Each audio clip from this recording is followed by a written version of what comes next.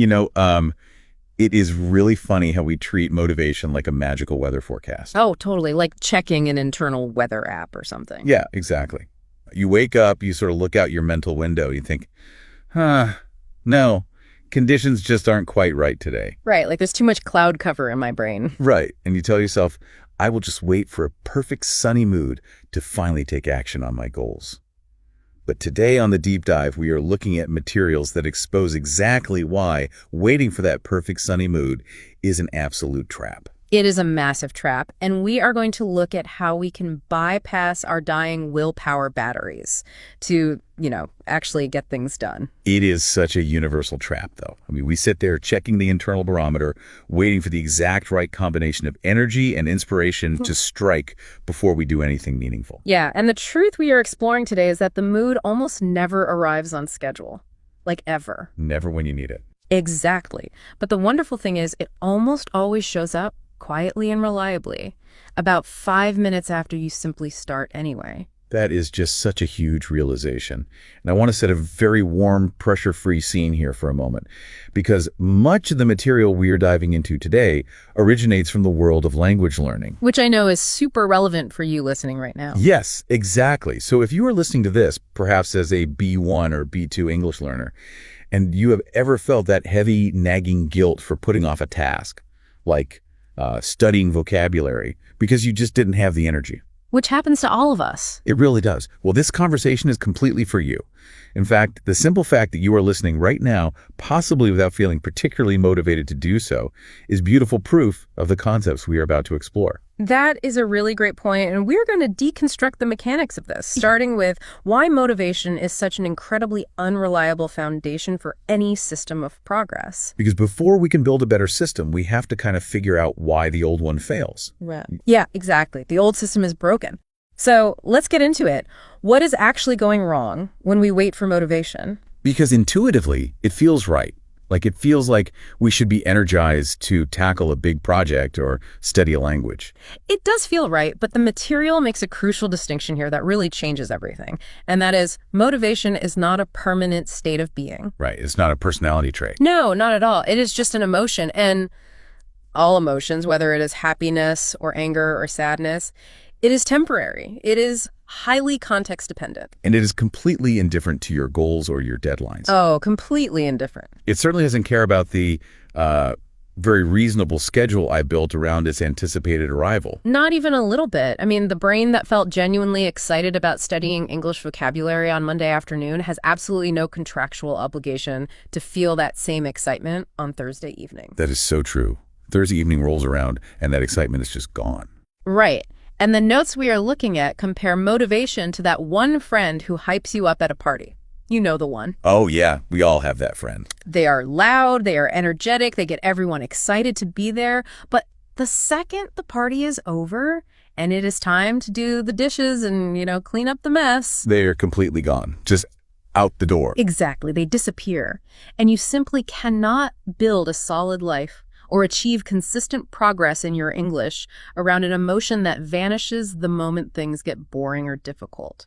Waiting for it to return before doing anything is basically the equivalent of agreeing to only work when the conditions happen to perfectly cooperate. Which, spoiler alert, is almost never. But I actually have to push back here for a second because society tells us a very different story about that. For sure. The whole hustle culture thing. Right. The cultural narrative is that if motivation fades, if that friend leaves the party, you shouldn't just wait for them to come back. You should grit your teeth and force yourself to clean up anyway. Just try harder, right? That's what people say. Yeah. So isn't relying on a system just a fancy way of avoiding the fact that we lack discipline? I mean, shouldn't we just use our willpower? That is the exact culturally ingrained myth the research dismantles next. We treat discipline and willpower like they are permanent character traits. Like you either magically have a lot of it or you are just lazy. Which feels terrible if you're struggling. It feels awful. But the psychological reality is that willpower is a biological function and it is strictly limited. And actually, let's introduce the first key concept of our vocabulary word tour right here. Oh, perfect. A great anchor for our language learners? What's the word? The word is willpower. Willpower. Let's break that down. Yeah, so willpower is the mental strength and self-control used to do something difficult or resist something tempting. But the vital reframe here is that willpower is not an infinite well you can just draw from on demand. It is a limited daily resource. Exactly. The researchers compare it directly to your phone battery. Oh, that makes so much sense. And every single decision drains it. It is almost like having a financial budget for the day. Yes, a budget of decision dollars. Right. So if you wake up with $100 decision dollars and you spend 20 on figuring out what to wear, and then another 20 navigating stressful traffic. And maybe 30 dealing with an annoying work email. Yeah. By the time evening rolls around, you are completely broke. That is a brilliant way to look at it. You are cognitively broke. By 7:00 p.m., that willpower battery is running on 5%. It is flashing red. And when your phone is on 5%, you don't start downloading massive updates. You put it in low power mode. Exactly. And this is the profound realization here and why we really have to let go of the guilt.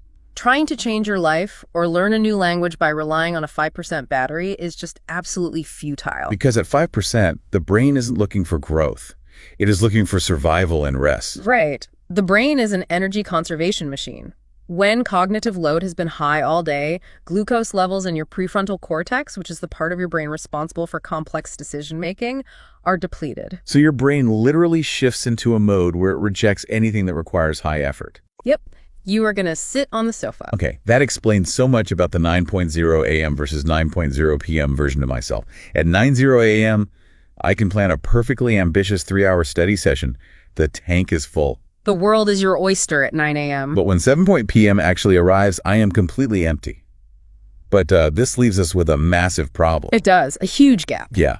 If motivation is a flaky friend who abandons us, and willpower is a dying phone battery that goes broke by evening, how does anything ever get done? This leads us to the biggest psychological reversal in the material. It requires completely flipping how we view the relationship between feeling and doing. Because we usually think feeling comes first. Right. The backward idea that keeps us trapped is the belief that we must feel inspired before taking action. We wait for the feeling, and then we do the thing. But neurologically, the exact opposite is true. The fundamental principle is, and this is huge, motion brings emotion. Action does not follow mood. Mood follows action. Wait, I love that. Motion brings emotion. Yeah. It is almost like trying to steer a parked car. Oh, that's a good analogy. How do you mean? Well, you can sit in the driver's seat and turn the steering wheel all you want, right? Visualizing the destination, trying to force the tires to turn.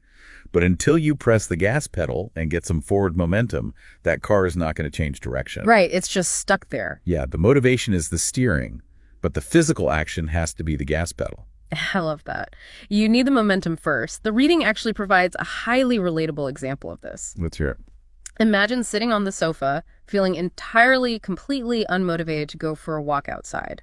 Your battery is at 5%, and the couch is extremely comfortable. The gravity of the couch is very strong in that moment. Very strong. And if you sit there waiting for the motivation to walk to suddenly arrive, you will be sitting there until midnight.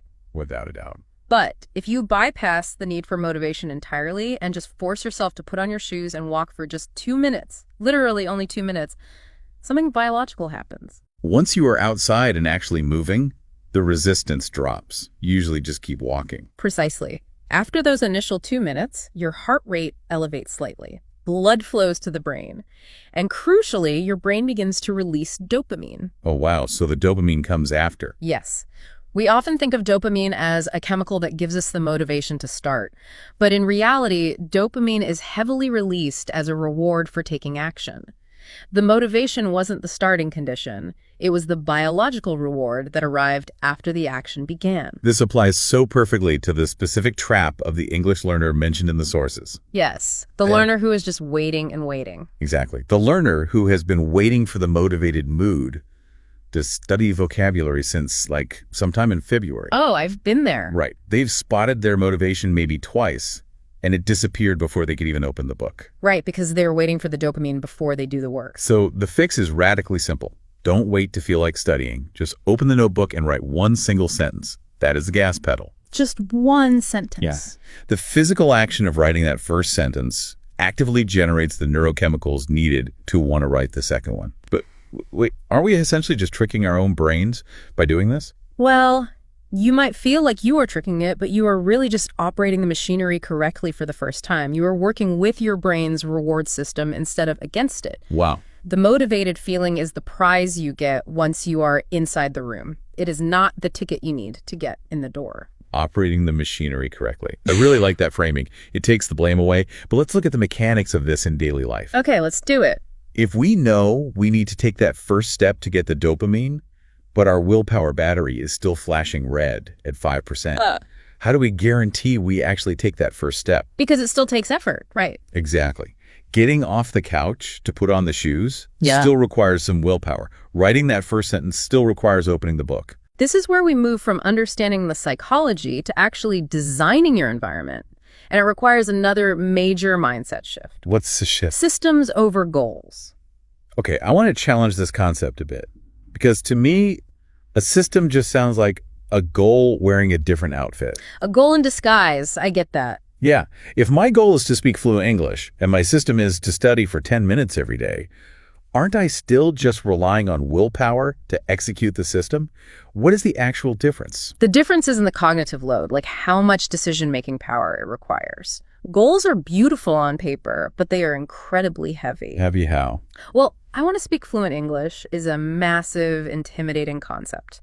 When you are tired, looking at a massive goal requires your brain to process a huge amount of variables. It is exhausting. Okay, that makes sense. It's too big. Right. A system, on the other hand, is a quiet daily structure that requires absolutely zero internal negotiation. Meaning I don't have to debate with myself about whether I feel like doing it. Exactly. The material defines a true system as something anchored to a behavior you already do effortlessly. Can you give an example? Sure. Instead of the goal, I will study English today, which leaves the time and method completely undecided. Right, which means more decisions. Yes. A system is, every morning while the coffee machine is brewing, I will listen to a 5-minute English podcast. Ah, I see. You've removed the decision entirely. I don't have to choose when to do it or where to do it. The environment, the coffee machine, triggers the action automatically. Precisely. And this brings us to the second word in our word tour. Oh, excellent. What is it? The word is dependable. Dependable, meaning consistently reliable and trustworthy, performing the same way regardless of external conditions or internal moods. Right. Motivation is fundamentally undependable. But a system tied to your morning coffee is highly dependable. Because you're always going to make coffee. Exactly. It produces results not because you felt inspired on a random Tuesday, but because the structure you built made showing up the default setting of your morning. That makes a lot of sense. But what about the evening? The dreaded evening. Yeah. What about when we want to build a dependable system for after work? When the battery is dead and there is no coffee machine to anchor to? Yeah. How do we make the default setting work then? That is where the secret weapon of habit psychology comes in. It is the third and arguably most important word in our word tour. Okay. What's the word? Friction. Friction. Now, in physics, that's the resistance that happens when two objects rub against each other. How does it apply here? In a behavioral context, friction is any obstacle, any resistance, or any extra step that makes a desired action harder to begin. It is the distance between you and the starting line. Okay. If we want to stop waiting for motivation, we have to manipulate the friction in our lives. So we are basically doing environmental engineering. Exactly. The formula is profound but simple. You must make bad habits annoying, meaning high friction, and you must make good habits incredibly easy, meaning low friction. You have to remove every possible barrier between your tired brain and that first critical action. Every single one. The notes we reviewed had this brilliantly simple example about reading that highlights exactly how the brain calculates friction. Oh, the backpack example. Yes, let's talk about that. Yeah. Let's say your system is to read an English book every night before bed. But currently, your book is zipped up inside your backpack, and your backpack is sitting on a chair in the other room. That is a classic high-friction scenario. Mm-hmm. And to a fully awake brain at noon, it doesn't sound like a big deal. Right. At noon, you're like, I'll just go get it. But at 10 p.m., when your willpower budget is entirely spent, your brain runs a subconscious energy calculation. It looks at this situation and says, okay, to read, I have to stand up, walk to the cold room, open the heavy zipper, dig through the bag, find the book, and walk all the way back. It's exhausting just saying it. Exactly. The zipper literally registers as a threat to the brain's energy conservation mode. It is simply too much work. It is way too many steps for a 5% battery. So what happens? You reach over and grab your phone off the nightstand instead. Because the phone is zero friction. It is right there. It requires 0 calories to access. And this is where people beat themselves up so much. They think, I'm so lazy, I lack discipline, I chose the phone over the book. We've all done that guilt trip. But it isn't a moral failing, it is an engineering problem. You left too much friction in front of the good habit. So how do we re-engineer it? The solution in the text is incredibly practical. Deliberately lower the friction for the good habit when you have the energy to do so. When the battery is full. Right. In the morning, when your battery's full, you take the book out of the backpack, walk into the bedroom, and place it directly on your pillow. It sounds like such a tiny, almost silly change, but the psychological impact is massive. It changes the entire game. Because when you finally go to bed that night, exhausted and drained, the book is quite literally already in your hand. You can't avoid it. You actually have to physically pick it up and move it to go to sleep. Mm-hmm. You have removed all the steps. You've removed the walk, the cold room, the zipper. It's like instead of trying to climb a ladder when you're exhausted, you've built a slide that drops you right into the behavior. Oh, I love the slide analogy. You were using gravity instead of fighting it. Exactly. And this leads to my absolute favorite insight from everything we've looked at today. The guiding principle for this entire philosophy. Make the good choice the lazy choice. Make the good choice the lazy choice.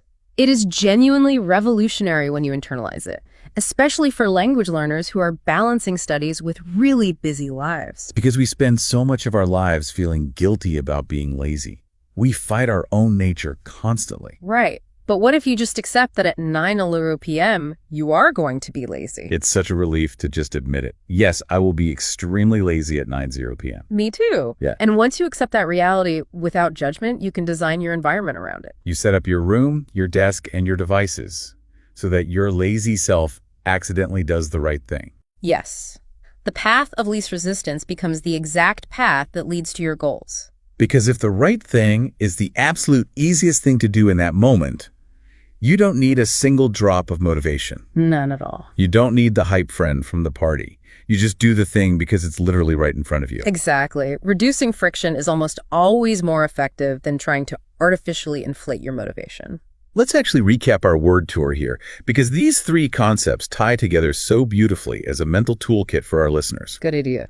We started with willpower, which we reframed not as a character trait you should feel guilty about lacking, but as a limited daily battery. Right. And because it's limited, the most effective way to use willpower isn't to force yourself to do hard things at the end of the day. When you have 5% left. Exactly. The most effective use of willpower is to spend a tiny bit of it in the morning to design a system that requires 0 willpower later on. Which leads to our second word, dependable. We replace the undependable emotion of motivation with a dependable, quiet, daily system. A system that works regardless of the weather forecast in your mind. The people who consistently make progress on their English, or any other goal really, are almost never the most motivated people. That's a great point. They are simply the ones with the most dependable systems. And finally, the tool we use to build those systems. Friction. The obstacles and resistance we need to manage. We want high friction for the bad habits and ridiculously low friction for the good ones. If you want to stop scrolling on social media, you add friction. You log out of the app every time, or you leave your phone in the kitchen overnight. You make it highly annoying to do the wrong thing. Yeah. And you make the right thing, like the notebook or the podcast, completely effortless to access. Viewing our daily struggles through this lens is so liberating. It shifts the blame entirely away from, I'm just a lazy person who can't learn a language, to, oh, my environment is broken and there's too much friction in my system. It really removes the shame. When you fail to execute a habit, you don't need to yell at yourself. You just need to look at your environment and ask, where was the friction? How can I remove a step for tomorrow? It is an engineering problem. Oh. And I think that is the perfect note to land on as we wrap up today. I want to talk directly to you, the listener. Yes, to you. We know this is a relaxed, pressure-free space for you B1 and B2 learners. If you have been beating yourself up because you keep waiting for the right mood to strike before you study or before you start that project, please hear this. Waiting for motivation is a trap. It is actively stealing your time. You absolutely do not need to feel inspired to change your life or to master a new skill. You really don't. Motivation is a visitor. It is not a resident. It comes and goes on its own erratic schedule without consulting yours. So we want to leave you with a highly practical, actionable takeaway, straight from the research we explored today.